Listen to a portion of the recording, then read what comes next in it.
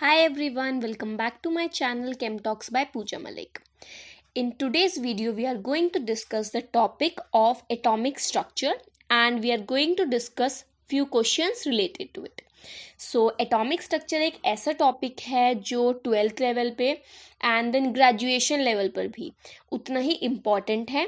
सो इस वीडियो में हम इस टॉपिक से रिलेटेड कुछ पहले के आए हुए क्वेश्चंस को डिस्कस करेंगे जो कि MDU के ग्रेजुएशन फर्स्ट ईयर एग्जाम्स में पूछे गए हैं. So kindly watch the video and subscribe to my channel and अगर आपको वीडियो अच्छा लगे, यूजफुल लगे, please give it a like. Now let's start with the discussion. So the first question which has been asked is as follows: state and explain Heisenberg uncertainty principle. So Heisenberg uncertainty principle क्या होता है वो बताना था and उसको explain करना था. So basically Heisenberg uncertainty principle ये कहता है that it is not possible to measure simultaneously both the position and velocity of a microscopic particle with absolute accuracy और सर्टेनिटी. इसका मतलब क्या है कि अगर हम एक माइक्रोस्कोपिक पार्टिकल फॉर एग्जांपल एक इलेक्ट्रॉन की बात करते हैं तो हम उसकी पोजीशन एंड उसकी वेलोसिटी या फिर बोल सकते हैं मोमेंटम हम एक साथ डिटरमाइन नहीं कर सकते. लाइक कोई माइक्रोस्कोपिक बॉडी है जो हमारे आसपास की चीज़ें हमें दिखाई देती हैं, कोई बड़ा ऑब्जेक्ट है लार्ज साइज का, उसके लिए हम उसकी पोजीशन एंड मोमेंटम एक टाइम पे बता सकते हैं, उसका ट्रैजेक्टरी, उसका पाथ हम बता सकते हैं वो क्या फॉलो करेगा. बट माइक्रोस्कोपिक पार्टिकल जैसे कि इलेक्ट्रॉन, इस पर ये अप्लाई नहीं होता.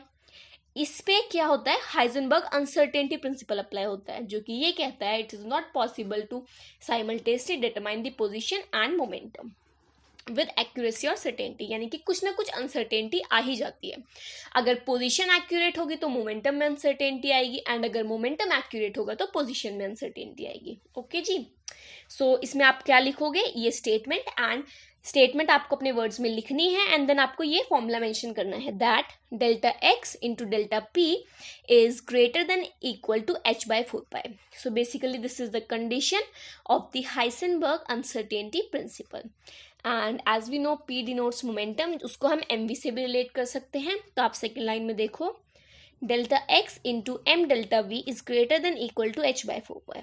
अब यहाँ देखो m के अंदर अनसर्टेनिटी क्यों नहीं आई, वो डेल्टा के बाद में क्यों नहीं आया. द रीजन क्योंकि मास तो फिक्स्ड ही रहेगा, उसके अंदर कोई अनसर्टेनिटी नहीं होगी, बट हाँ वेलोसिटी में अनसर्टेनिटी जरूर जनरेट हो जाएगी. सो आई होप कि टर्म्स आपको क्लियर हो. Delta x is uncertainty is position, delta p is uncertainty in momentum and delta v is equal to uncertainty in velocity. So ये आपको लिखना है एंड ये सब टर्म्स को एक्सप्लेन करना है, ठीक है. और ये और मेंशन करना है कि अगर डेल्टा एक्स एक्यूरेट होगा तो डेल्टा पी उसमें सर्टेनिटी नहीं होगी, एक अनसर्टेन वैल्यू जनरेट होगी एंड अगर जो मोमेंटम है वो फिक्स वैल्यू होगी, एक्यूरेट होगी, तो जो पोजीशन है उसमें अनसर्टेनिटी डेवलप हो जाती है. Okay. Now second question. If velocity of electron is 2.19 into 10 to the power 6 meter per second, calculate de Broglie wavelength associated with it. Me is equal to 9.1 into 10 to the power minus 31 kg. H is equal to 6.626 into 10 to the power minus 34 kg meter square per second. So basically this question is a numerical based on de Broglie wavelength.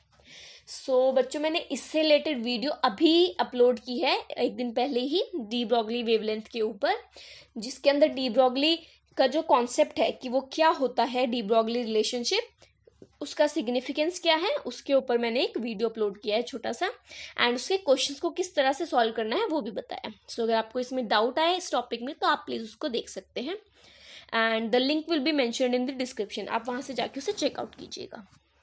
सो इस question को solve कैसे करेंगे, सबसे पहले हम देखेंगे कि de Broglie relationship होता क्या है. It is lambda is equal to h by mp. Basically this relationship denotes the dual behaviour of the microscopic particles. यानी कि जो माइक्रोस्कोपिक पार्टिकल है वो भी इलेक्ट्रॉन के, जो इलेक्ट्रॉन है वो भी पार्टिकल नेचर भी शो करते हैं एंड वेव नेचर भी शो करते हैं. This is denoted by lambda is equal to h by mp. So इस क्वेश्चन में देखो क्या क्या गिवन है, v गिवन है यानी कि velocity, mass of electron given है, एंड एच प्लैंक्स कांस्टेंट की वैल्यू कई बार क्वेश्चन में गिवन होती है एंड अदरवाइज हमें पता भी है या हम याद रख सकते हैं क्योंकि ये कांस्टेंट है तो वैल्यू फिक्स्ड है. It is 6.626 into 10⁻34 joule second, और इसको या फिर यूनिट यूज करेंगे हम केजी मीटर स्क्वायर पर सेकेंड. बस न्यूमेरिकल में हमें क्या करना है, देखना है क्या गिवन है, उसको फॉर्मूला मेंशन करना है एंड फॉर्मूले में सारी वैल्यूज पुट करके उसको सॉल्व कर देना है. ध्यान क्या रखना है, नीट एंड क्लीन करना है जो भी न्यूमेरिकल्स वाले क्वेश्चन हो, रिप्रेजेंटेशन आपकी अच्छी होनी चाहिए एंड जो फॉर्मूला है उसको आप बोल्ड में मार्क कर दो, लाइक किसी कलर पेन से सर्कल कर दो या ब्रैकेट्स बना दो ताकि एग्जामिनर को एकदम से विजिबल हो कि that you know the formula. And आपको यूनिट्स का ध्यान रखना है कि आंसर में यूनिट जरूर मेंशन करो.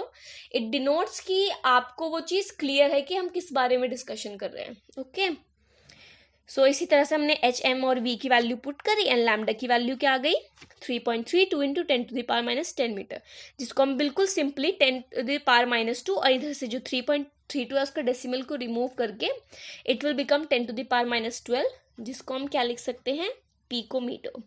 So lambda is 332 picometer. Now question number 3. Write all set of quantum numbers for. बेटा इस क्वेश्चन में 3 पार्ट्स पूछे गए थे एंड उसने क्या पूछा है, all set of quantum numbers बताना है. बेसिकली इसमें आपको क्या बताना है कि ये जो कंडीशन दी हुई है इसके लिए कितने क्वांटम नंबर्स पॉसिबल है. बेसिकली जैसे हमारा n और L की वैल्यू गिवन है तो क्वांटम नंबर्स कौन कौन से पॉसिबल और बच्चे इनसे हम निकाल सकते हैं, जो ML और MS 4 क्वांटम नंबर्स होते हैं. Principal quantum number, azimuthal quantum number, angular quantum number, ठीक है, and spin quantum number. So इसके बेसिस पे आप इसको बता सकते हो. चलो अब इसको देखते हैं. सो फर्स्ट पार्ट देखो, n is equal to 4 and L is equal to 3. n is equal to 4 means 4 होगा principal quantum number, L is equal to 3. We know L के लिए जो ऑर्बिटल की वैल्यू है वो फिक्स्ड है, सबशेल की वैल्यू सॉरी. जैसे L की value 0 denotes S subshell, L की value 1 denotes P subshell, L की वैल्यू 2 डिनोट्स D सबशेल. सो ये फिक्स्ड है. सो इसको आप देखो ध्यान से. सो 4 एंड L की value 3 that means F subshell की बात हो रही है. सो ये 4F की बात हो रही है, ठीक है. अब 4F की बात हो रही है, 4F के अंदर यानी कि जो हमें वो सबशेल है वो पता लग गया. इसके अंदर कौन कौन से पॉसिबल हैं, ठीक है, क्वांटम नंबर्स, वो होंगे ML वैल्यूज. तो 4F F के लिए ML वैल्यूज क्या क्या पॉसिबल हैं, +3 +2 +1 0 -1 -2 -3, ये 7 वैल्यूज पॉसिबल है. हर ये जो 7 F के ऑर्बिटल्स होते हैं, हर ऑर्बिटल के अंदर 2 इलेक्ट्रॉन आ सकते हैं, एक प्लस हाफ स्पिन वाला, एक माइनस हाफ स्पिन वाला. तो ये इसके अंदर टोटल बेसिकली 4F में 14 इलेक्ट्रॉन्स आ सकते हैं और हर इलेक्ट्रॉन के जो क्वांटम नंबर्स होंगे वो क्या होंगे, डिफरेंट होंगे. क्लियर है. Next part, n is equal to 3 and L is equal to 2. ठीक है जी. तो इसमें आपको बताना है कि इसमें कितने क्वांटम नंबर्स कौन कौन से पॉसिबल है. सो बेसिकली 3 एंड L 2 है तो यानी कि D ऑर्बिटल की बात हो रही है. सो 3D के अंदर कितने पॉसिबल क्वांटम नंबर्स हैं, इसमें जो ML वैल्यूज होंगी that will be +2 +1 0 -1 -2 and S की वैल्यूज हर पर्टिकुलर पांचों ऑर्बिटल के लिए क्या हो जाएगी, +½ and -½. Next n is equal to 1 and L is equal to 0. So obviously this is 1s orbital and 1s में कोई और तो ऑर्बिटल है ही नहीं, 1s सबशेल में एक ही ऑर्बिटल है, ठीक है. तो इसके अंदर क्या होगा, सिर्फ 2 ही इलेक्ट्रॉन आ सकते हैं, एक +½ और -½. तो उन 2 इलेक्ट्रॉन के लिए 2 क्वांटम नंबर्स पॉसिबल है. ओके जी. Fourth question, differentiate between an orbit and an orbital. So ये क्वेश्चन भी आपका पहले पूछा हुआ है. इसके अंदर आपको क्या करना है, ऑर्बिट एंड ऑर्बिटल में क्या फर्क होता है वो समझाना है. सो देखो इसको आप ऑब्वियसली टैबुलर फॉर्म में मेंशन करना, ठीक है जी, कि ये डिफरेंसेस पॉसिबल है. यहाँ मैं आपको डिफरेंसेस मेंशन नहीं कर रही हूँ, एक्सप्लेन कर रही हूँ, ठीक है. आप इसको उसी के अकॉर्डिंग मेंशन कर सकते हो. सो ऑर्बिट एंड ऑर्बिटल क्या डिफरेंसेस होते हैं. जो ऑर्बिट होता है it is a well defined circular path around nucleus in which an electron revolves. यानी कि न्यूक्लियस के अराउंड एक वेल डिफाइंड पाथ जिसके अंदर इलेक्ट्रॉन घूमता है उसको हम ऑर्बिट बोलते हैं. तो फिर ऑर्बिटल क्या है, ऑर्बिटल बेसिकली न्यूक्लियस के आसपास वो रीजन है जिसमें इलेक्ट्रॉन के मिलने की प्रोबेबिलिटी है. ये कोई फिक्स्ड पाथ की बात नहीं हो रही, ये सिर्फ प्रोबेबिलिटी की बात करें कि जहां जहां इलेक्ट्रॉन के मिलने की प्रोबेबिलिटी है उसको मैक्सिमम है जहां पे, उसको हम ऑर्बिटल बोलते हैं. नेक्स्ट पॉइंट, जो ऑर्बिट है वो क्या रिप्रेजेंट करता है, वो इलेक्ट्रॉन के प्लेनर मोशन की बात करता है, एंड जो ऑर्बिटल है वो इलेक्ट्रॉन के 3D मोशन की बात कर रहा है। अगर ऑर्बिट की बात करें तो obviously it is not in accordance with Heisenberg uncertainty principal, क्योंकि अभी हमने बोला डिफाइंड सर्कुलर पाथ है, यानी कि फिक्स हो गया, तो अनसर्टेनिटी तो खत्म हो गई। जबकि ऑर्बिटल में प्रोबेबिलिटी की बात कर रहे हैं, यानी कि अनसर्टेनिटी की बात हो रही है। So orbital is in accordance with Heisenberg uncertainty principal.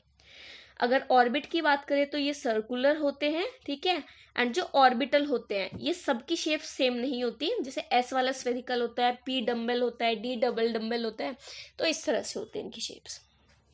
जो ऑर्बिट है उसके अंदर कितने इलेक्ट्रॉन आ सकते हैं, जो भी ऑर्बिट है उसके हिसाब से 2n², n depending on the principal quantum number of the orbit, ठीक है जी।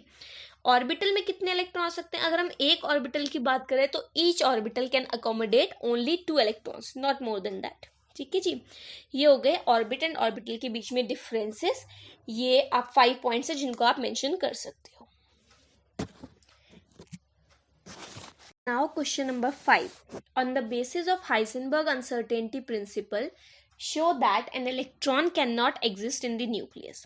So Heisenberg uncertainty principle हमने अभी अभी डिस्कस किया। उसने क्या बोला है, इसके बेसिस पे आप शो करो कि जो न्यूक्लियस है उसके अंदर इलेक्ट्रॉन नहीं एग्जिस्ट कर सकता है। इस अनसर्टेनिटी के बेसिस पे हमें एक्सप्लेन करना है, तो देखते हैं इसको हम कैसे करेंगे। सबसे पहले जो हम इसमें लॉजिक लगाएंगे एक्सप्लेन करने के लिए वो ये है कि देखो, जो हमारा न्यूक्लियस होता है उसका रेडियस होता है 10⁻⁻15 मीटर तक। अगर मैं बोल रही हूँ कि इलेक्ट्रॉन न्यूक्लियस के अंदर है, ठीक है, दैट मीन्स कि इलेक्ट्रॉन का जो अपना जो मूवमेंट है या इलेक्ट्रॉन के पाए जाने की जो प्रोबेबिलिटी है या सर्टेनिटी है उसके मिलने की उस न्यूक्लियस के अंदर, वो होनी चाहिए 10⁻⁻15 मीटर की रेंज में। अगर उससे ज़्यादा होगी, ठीक है, तो इसका मतलब वो बाहर निकल जाएगा, ठीक है। इसका मतलब जो पोजीशन में अनसर्टेनिटी हो सकती है वो मैक्सिमम 10⁻⁻15 मीटर हो सकती है, इससे ज़्यादा नहीं हो सकती। इससे ज़्यादा हुई दैट मीन्स कि इलेक्ट्रॉन न्यूक्लियस से बाहर निकल गया। So let's assume delta x is equal to 10⁻⁻15 meter. So according to Heisenberg uncertainty principle, delta x into delta p is greater than equal to h by 4 pi. Okay, and delta x into m delta v is greater than h by 4 pi. इसको हम rearrange करेंगे, so delta v comes out to be greater than equal to h upon 4 pi m delta x. अब हम बस values को put कर देंगे। देखो आप इसमें जब हमने वैल्यूज को पुट किया तो ये कैसे मॉडिफाई हुआ, m की वैल्यू क्या हो गई 9.1 इंटू 10⁻31 kg, क्योंकि हम इलेक्ट्रॉन की बात कर रहे हैं। डेल्टा x की वैल्यू हमने एज्यूम कर ली 10⁻15 मीटर होनी चाहिए। डेल्टा v जब हम निकालेंगे तो देखो वैल्यू स्प्लिट करके it comes out to be 5.77 into 10⁻10 metre per second.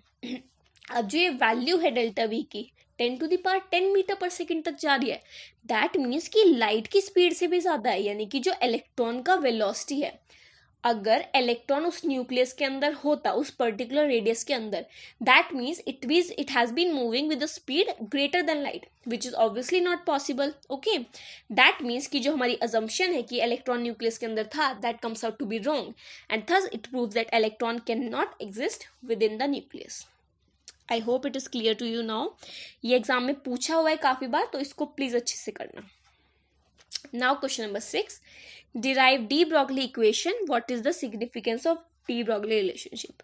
So again I am telling you, I have done a video on this topic individually also. If you want to watch this and you understand that, you can watch the video. And यहाँ पे भी मैं आपको एक बार फिर भी explain करती हूँ दोबारा, ठीक है जी। जैसे इस क्वेश्चन में आपको डी ब्रॉगली इक्वेशन डिराइव करनी है और उसका सिग्निफिकेंस बताना है। डेरिवेशन देखते हैं सबसे पहले। तो सबसे पहले जो प्लैंक ने और जो आइंस्टाइन ने एनर्जी मास रिलेशनशिप दिए थे उसको यूज करके ये इक्वेशन डिराइव हुई। According to Planck E is equal to h nu and according to Einstein E is equal to mc²। इन दोनों रिलेशन को जब हम कंबाइन करते हैं तो इक्वेशन आती है h nu is equal to mc²। इसमें जो न्यू की वैल्यू है उसको हम क्या लिख सकते हैं, speed of light divided by wavelength, that is c by lambda. ये वैल्यू हमने पुट करी। अब इसमें देखो c कैंसिल हो जाएगा दोनों साइड पे एंड बचता है h lambda is equal to mc। अब इसको रीअरेंज करेंगे तो ये क्या बन जाएगा, lambda is equal to h by mc। तो ये इक्वेशन आई। अब ये इक्वेशन फोटोन के लिए वैलिड थी, तो डी ब्रॉगली ने कहा भाई जब फोटोन का हो सकता है ये वाला नेचर पॉसिबल कि वो डुअल नेचर शो कर रहा हो, तो इलेक्ट्रॉन भी कर सकता है। तो उसने इस इलेक्ट्रॉन के लिए इसको मॉडिफाई करके क्या कर दिया, lambda is equal to h/mv, where lambda is the wavelength of the electron. ठीक है जी, h is Planck's constant, m is mass of electron and v is velocity with which electron is moving. अब इसके significance की बात करते हैं। ठीक है, तो सिग्निफिकेंस की जब बात होती है तो ये कहा गया कि जैसे जो डी ब्रॉगली ने अजम्पशन की कि दोनों ड्यूअल नेचर है, वो तो ठीक है, ये सबका है, कोई माइक्रोस्कोपिक ऑब्जेक्ट है उसका भी ड्यूअल नेचर है, बट जो डी ब्रॉगली इक्वेशन है वो तो सिर्फ माइक्रोस्कोपिक पार्टिकल्स पर ही लगती है। रीजन देखो, इस रिलेशन में आप ध्यान से देखो तो जो मास और लैम्डा यानी कि वेवलेंथ की बात हो रही है, उनका इनवर्स रिलेशन है। जितना छोटा ऑब्जेक्ट होगा, मतलब जितने कम मास का ऑब्जेक्ट होगा, उसकी वेवलेंथ उतनी ज़्यादा होगी एंड इजीली डिटेक्टेबल होगी, जैसा कि microscopic particles electron, photon, proton में होता भी है। बट अगर हम किसी बड़े ऑब्जेक्ट की बात करें, एनी माइक्रोस्कोपिक ऑब्जेक्ट, सो उस केस में क्या होगा, मास जैसे ही बढ़ेगा तो जो वेवलेंथ है उसके एसोसिएटेड वो कम हो जाएगी एंड वो डिटेक्ट ही नहीं हो पाएगी, इतनी कम होती है। सो जो इसमें वेवलेंथ है वो निग्लिजिबल आती है and that's why for microscopic objects de Broglie equation matters, but for macroscopic bigger objects de Broglie equation has no significance। यही आपको एग्जाम में मेंशन करना है, ये टर्म बता के जो इक्वेशन है कैसे मास और वेवलेंथ का relation and how does it change for microscopic and microscopic, ये आपको इस आंसर में मेंशन करना है। Okay, now next question number 7, discuss the shape of d orbitals. So आपका एक टॉपिक है शेप्स ऑफ डिफरेंट ऑर्बिटल्स, तो उसी में से एक पूछा गया था डी ऑर्बिटल्स। सो डी ऑर्बिटल्स के बारे में सबसे पहले शेप आप देख सकते हो, यहाँ पे शेप्स बनाई हुई है, बट आपको सिर्फ शेप्स बनानी नहीं है, उनको डिस्कस भी करना है। तो मैं आपको बताती हूँ कि आपको इसमें क्या क्या लिखना है एग्जाम में। सबसे पहले आप ये लिखोगे कि जो डी ऑर्बिटल्स होते हैं उनमें एल की जो वैल्यू, यानी कि जो हमारा सेकेंड वाला क्वांटम नंबर होता है एजीमुथल क्वांटम नंबर, उसकी वैल्यू होती है 2, L is equal to 2, and उसके लिए 5 पॉसिबल ओरिएंटेशंस होती हैं, that is m l values 5 होती हैं, क्योंकि -L2 + L होता है, तो -2, -1, 0, +1, +2। सो इन 5 अलग अलग एम एल वैल्यूज की वजह से 5 ऑर्बिटल्स एग्जिस्ट करते हैं डी में। ठीक है, डी ऑर्बिटल्स 5 अलग अलग तरह के होते हैं एंड उनकी शेप्स हमें डिस्कस करनी है। सो जो 5 डी ऑर्बिटल्स होते हैं इनको हम बोलते हैं dxy, dyz, dzx, dx² - y² and dz²। ये पांचों ही एनर्जी में इक्वल हैं, बट इनकी ओरिएंटेशन सबकी क्या है, अलग अलग है। अगर हम इनकी शेप्स की बात करें तो जो dxy, dyz और dzx है, इन सभी में 4 लोब्स प्रेजेंट होते हैं जिनमें हाई इलेक्ट्रॉन डेंसिटी रीजन्स होते हैं, और ये xy, yz और zx प्लेन पे एग्जिस्ट करते हैं। ठीक है, इसी वजह से जो ऑर्बिटल का नाम है वो हमने दिया है dxy, dyz एंड dzx। अगर हम बाकी 2 ऑर्बिटल्स की बात करें तो उनको हम बोलते हैं dx² - y² एंड dz²। जो dx² - y² है उसमें 4 लोब्स एग्जिस्ट करते हैं along the principal axis x and y। ठीक है जी, एंड जो dz² ऑर्बिटल है उसमें 2 लोब्स होते हैं z एक्सिस के अलोंग, और एक रिंग होती है हाई इलेक्ट्रॉन डेंसिटी की जो xy प्लेन में लाई करती है। उसी के बेसिस पे इनकी शेप्स बनी हुई है। अब जो आप देखो डायग्राम में, जो ऊपर के 3 ऑर्बिटल्स हैं उसमें जो लोब्स है वो कहाँ है, इन बिटवीन द एक्सिस, यानी कि एक्सिस के बीच में लोब्स हैं, एक्सिस के ऊपर कोई लोब्स नहीं है, तो इसीलिए बाकी दोनों से अलग है। जबकि आप बाकी दोनों में देखो तो जो लोब्स हैं वो एक्सिस के अलोंग, यानी कि एक्सिस के ऊपर ही है। लाइक dx² - y² में देखो दोनों लोब्स xy एक्सिस पे है, dz² में देखो z एक्सिस पे लोब है, जो 2 लोब्स हैं, और जो रिंग है वो xy प्लेन में है। सो इस तरह से आप डी ऑर्बिटल्स की शेप को एक्सप्लेन कर सकते हो। Now question number 8। So question number 8 states that draw radial probability distribution graphs for 3s, 3p and 3d orbitals। सो इस टॉपिक से बिल्कुल सिंपल क्वेश्चंस आते हैं, जैसे कि ये दिया हुआ है, उसने कुछ नहीं कहा, बस क्या बोला, ग्राफ्स बना के दिखा दो। बिल्कुल सिंपल कर्व्स होते हैं ये वाले। बट ये आपको बनाने कैसे और किसका कैसे कर्व होता है आपको वो आना चाहिए. So on this topic that is radial probability distribution curve, क्योंकि इस टॉपिक में बहुत बच्चों को डाउट्स था एंड इसी वजह से मैंने इस पे एक इंडिविजुअल वीडियो प्रिपेयर करके अपलोड किया है. उसका लिंक आपको डिस्क्रिप्शन में मिल जाएगा. So basically radial probability distribution graphs कौन से होते हैं? ये वो होते हैं जो कि एक्चुअल प्रोबेबिलिटी बताते हैं कि एक रीजन में कितना इलेक्ट्रॉन मिल सकता है. उसकी अगर हमें एक्चुअल प्रोबेबिलिटी को स्टडी करना है तो हम ये ग्राफ्स को प्लॉट करते हैं. सो एक एक करके देखते हैं. जैसे फर्स्ट वाला ग्राफ है, ये 3s के लिए है. जो इसमें एक्सेस है उस पर हम 4πr² साई स्क्वायर को प्लॉट करते हैं along with distance from nucleus that is r. सो इसमें देखो जब ग्राफ प्लॉट करेंगे, जब हम s के लिए प्लॉट करते हैं क्योंकि 3s है, तो इसमें जो हाई प्रोबेबिलिटी रीजन्स होते हैं वो equal to principal quantum number that is 3. तो 3 हाई प्रोबेबिलिटी रीजन आप देख सकते हो जहाँ पे मैक्सिमम चांसेस है इलेक्ट्रॉन के मिलने के. एंड जो नोड्स होते हैं यानी कि जहाँ मिनिमम चांसेस होते हैं इलेक्ट्रॉन्स के मिलने के that is equal to n-1. So 3 - 1 gives 2. So 2 nodes are possible. ये हो गया 3s के लिए. 3p में क्या होगा? 3p में 2 मैक्सिमम प्रोबेबिलिटी रीजन मिलेंगे और 1 नोड मिलेगा, जैसा कि आप इस वाले ग्राफ में देख सकते हैं. ऐसे आप इसको बनाओगे. और अगर हम 3s के कंपैरिजन में देखें तो ये जो ग्राफ्स हैं वो थोड़े और क्या हो गए हैं, ब्रॉड हो गए हैं. इलेक्ट्रॉन डेंसिटी फैली हुई दिख रही है. ठीक है जी.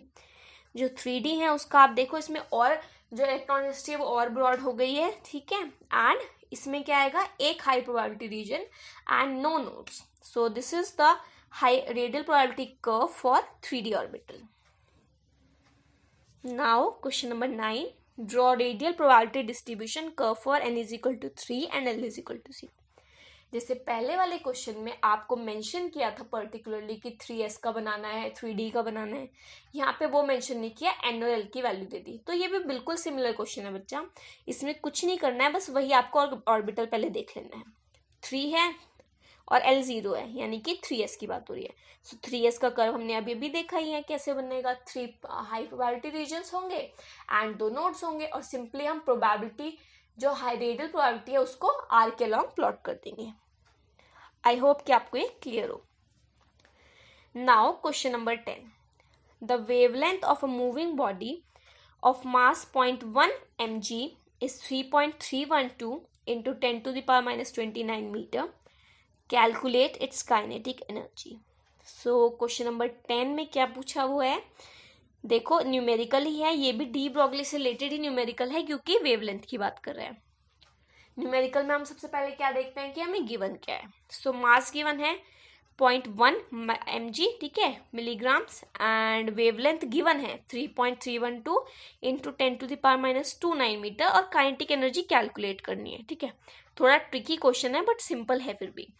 जैसे इसके अंदर वेवलेंथ दी हुई है, तो वेवलेंथ दी हुई है, काइनेटिक एनर्जी निकालनी है. सो काइनेटिक एनर्जी निकालने के लिए क्या यूज करते हैं हम फॉर्मूला, हाफ mv². ठीक है जी.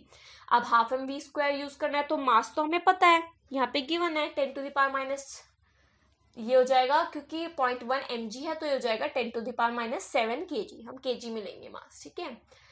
सो मास गिवन है बट हमें वेलोसिटी चाहिए. वेलोसिटी कहाँ से आएगी, यूजिंग डी ब्रॉगली रिलेशनशिप. सो जैसे कि आप सॉल्यूशन में देख सकते हैं, lambda is equal to h/mv हम रिलेशन यूज करेंगे.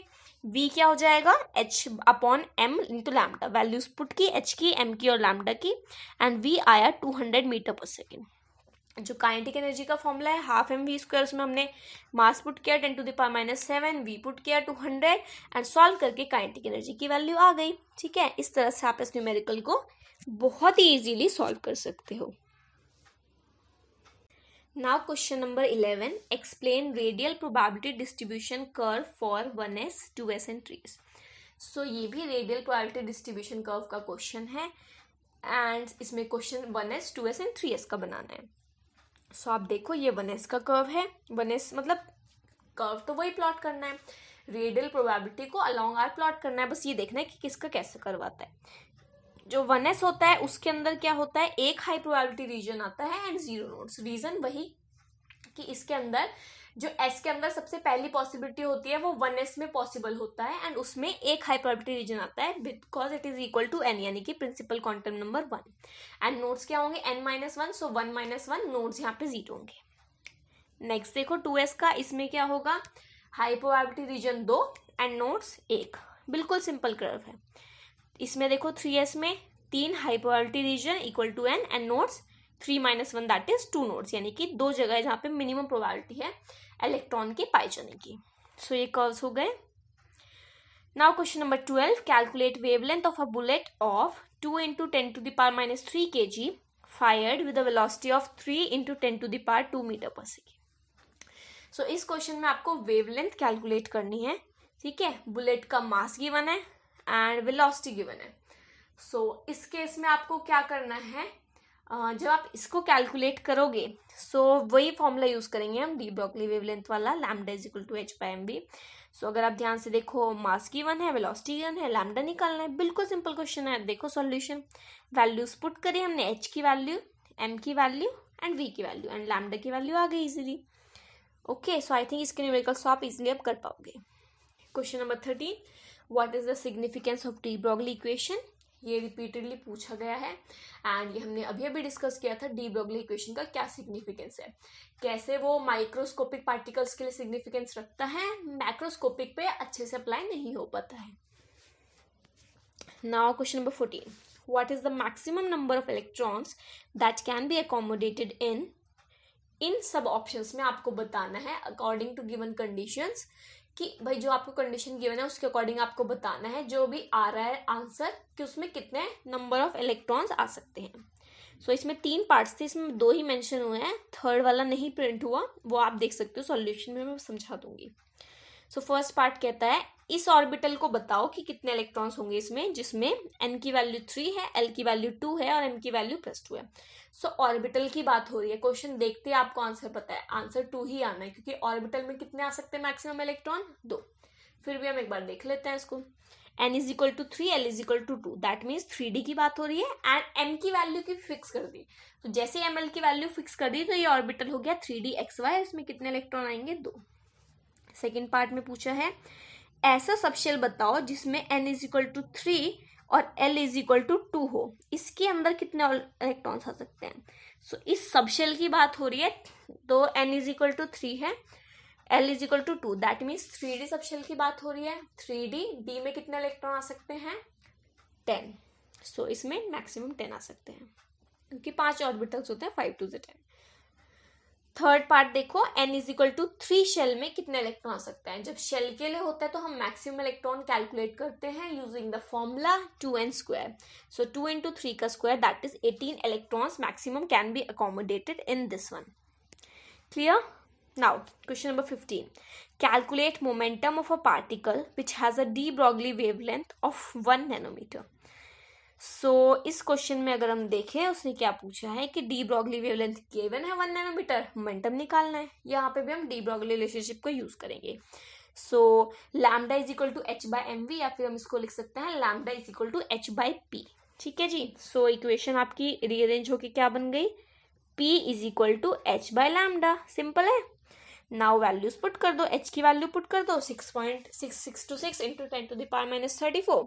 p की वैल्यू पुट करनी नहीं, वो हमें निकालनी है। लैम्डा की वैल्यू हमें गिवन है 1 नैनोमीटर, यानी कि 10⁻9 मीटर। उसको नीचे पुट कर दो डिनोमिनेटर में, एंड जो मोमेंटम है उसकी वैल्यू आ जाती है 6.63 × 10⁻25 kg/s। सो आई होप कि आपको ये सभी क्वेश्चन समझ में आए हो। अगर फिर भी आपको किसी क्वेश्चन में कोई डाउट हो तो please mention it the comment section, and अगर आपको वीडियो अच्छी लगी हो तो वो भी प्लीज़ मुझे कमेंट सेक्शन में ज़रूर बताइएगा। Thank you so much.